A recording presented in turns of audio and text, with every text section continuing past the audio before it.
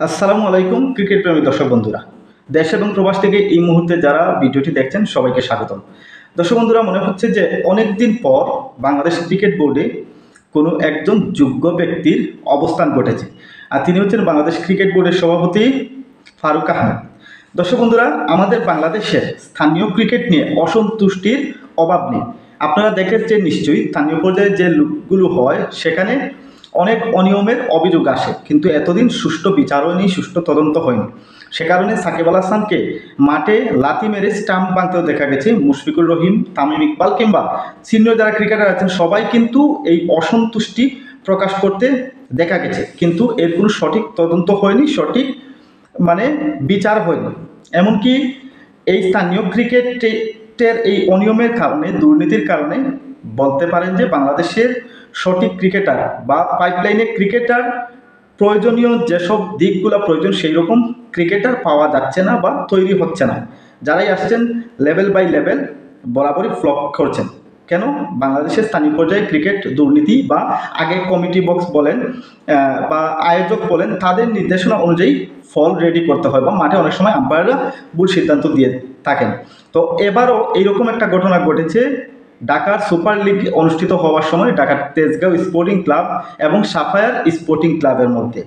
আর সেখানে বাংলাদেশের ক্রিকেট বোর্ডের সভাপতি একটা যোগ্য বিচার দেখিয়েছেন, যোগ্য তদন্ত দেখিয়েছেন।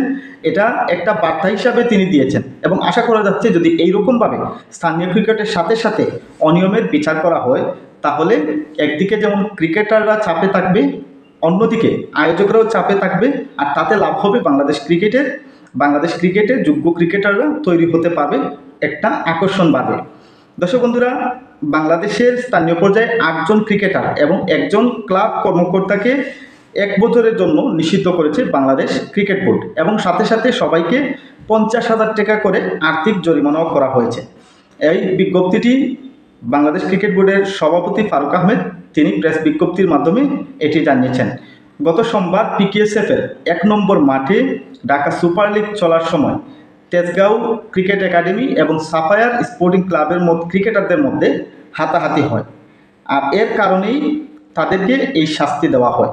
সাথে সাথেই তদন্ত করা হয়, তদন্ত কমিটি বসিয়ে তদন্ত করে এর বিচারটা সাথে সাথেই করা হয় এবং এই বিচারের মাধ্যমে বাংলাদেশের স্থানীয় পর্যায়ে ক্রিকেটাররা কিংবা ক্লাব কর্মকর্তা বলেন বা আয়োজকরা বলেন, আগামীতে আর এইরকম অনিয়ম কিংবা দুর্নীতি বা এইরকম কাজ, শৃঙ্খলাভঙ্গ কাজ করতে গেলে অবশ্যই আরও 1-2 বার ভাববে। বলতে পারেন যে অনেকদিন পর একটা যোগ্য সিদ্ধান্ত নিয়েছেন বাংলাদেশ ক্রিকেট বোর্ডের বর্তমান সভাপতি ফারুক আহমেদ এবং অবশ্যই ওনার এই সিদ্ধান্তকে স্বাগত জানানো উচিত।